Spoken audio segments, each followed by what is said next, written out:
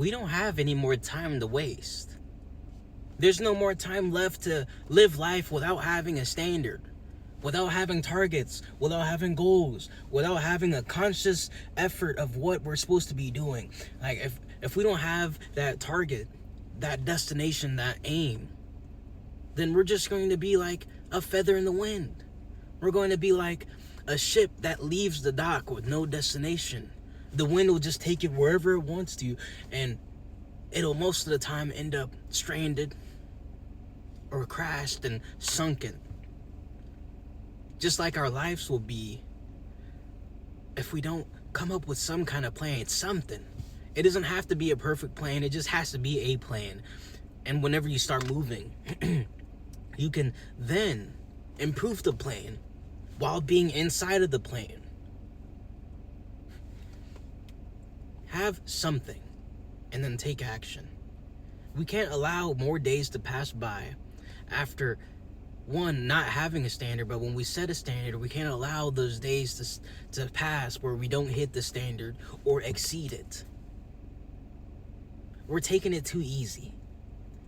We're letting our foot off the gas, especially when we see some beginner outcomes, when we see a little bit of results. That's when a lot of people start to get complacent. And I was that same kind of person before. When I started in sales, doing residential sales directly, people talking to them in their face at their homes, I wasn't the best at first, but as time went on, I endured the process like a lot of people do. They stay consistent. They instill some discipline, especially in the beginning of starting something new. There's that beginner excitement. I'm starting something new. It's time to get after it. It's time to really lock in. It's just like everyone at the beginning of the year. It's a brand new year, new me. So I'm going to get after it. And then after time goes on, they fall off. Or they see some kind of results like I did, where I made more money than I ever made before in a shorter amount of time. And I thought, I got it now. The ego was inflated. I stopped having that standard of I need to hit this amount of doors or stay out there for this amount of time. I need to make this amount of money. I stopped having the standards, and I started treating the sales field like an ATM, where I just go in and work for a little bit, a couple hours, if that, 30 minutes, and then I leave. I check out. And then I do what? Absolutely nothing productive. Absolutely nothing. And that's a cycle that's easy to fall into whenever we see a bit of success. We can't let things slip. We actually have to use the results that we do get, especially early on, as more fuel, as the fuel we take and use in place of the beginner's fuel, the beginner's excitement, because that is going to wave away once you start becoming a veteran, when it's not brand new to you anymore. We need another fuel source, something to push us. So when we have those standards, we have to make the commitment to ourselves that this is what I'm doing. This is who I am. There's nothing that is going to happen that's going to stop me from hitting this standard. Once we have a standard, then we can set a goal, something that we can stretch to. The standard is something that can be met, and it should never be something that is too easy, but also not too hard. And that goal is something that we can stretch for. We meet the standard, but just because we meet the standard doesn't mean that we should stop. Because whenever we meet the standard, that goal is there for another level of growth. There's an area in which we can tap into if we allow ourselves to think, I hit the standard, but I'm not done yet. I hit the standard, but I'm just getting started.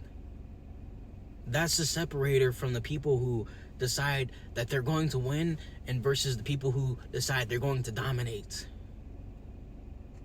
How far are you willing to go beyond the standard to see how much you have inside of you? Then we take that, and that mentality gets transferred to every other area of our lives. In the gym, I've always had that one more mentality. At the last set, at least, I need to do one extra rep or one extra partial rep if I'm already a failure, whatever it is, I need to do one more extra rep. Because I know if I zoom out and I think about things over the long term, I know that at some point I'm going to cross over a certain tier, and that one extra rep that I did is going to compound into far greater results than I would have if I just did the standard. Imagine how much farther ahead you would be. Imagine the gap between you and the version of you that just does the standard, and then imagine the gap between them and who you would be as the person who does one more past the standard.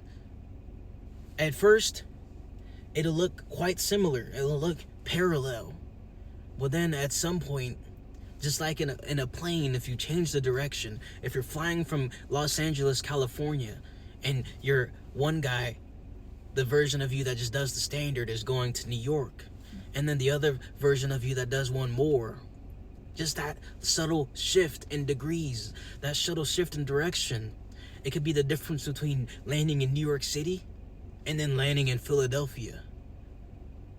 So over enough time, if we stay consistent, we'll be amazed by what we're able to achieve. But then that will require us to not think in the short term, but think in the long term.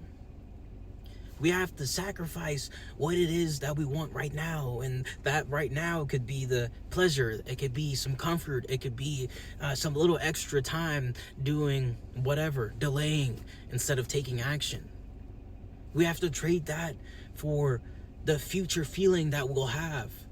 The one that's more satisfying than this feeling today. The one that lasts longer than the feeling today.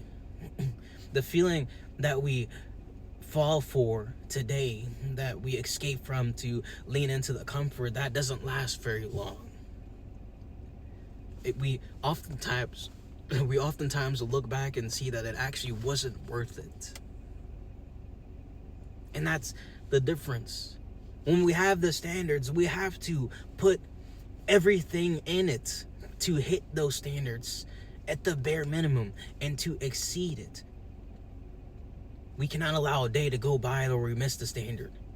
Even if it's by 1 rep or 1 second, 1 minute, 1 hour, it doesn't matter. We have to do everything we can to keep the standard. Why? Because every time we don't keep the standard, and every time we keep the standard, it's affecting our identity, either in a positive way or a negative way. Would you rather have the kind of identity that says, if something comes up, I miss my standard? If I hit a unexpected target or a positive result, if I hit that early, then I don't hit the standard? Like, would we rather have the identity that folds and is okay with missing the standard, or would we rather have the identity that says, no matter what happens, I'm going to execute? No matter what happens, I'm going to hit the standard. Some say, come hell or high water, it doesn't matter. It has to happen. We make preparations to make sure we hit the standard. We have to go beyond the minimal effort in order to maintain the standard. We have to remember when that temptation comes, because it will come, when it says, it's okay, you can miss. You don't have to worry about it right now. Just, hey, take the day off. You can finish just a little bit early. There's no need to do that extra rep or that extra set. You've already worked hard enough. We have to see those temptations for what they are and understand the cost of dwelling, or the cost of indulging in these temptations. The cost is your identity.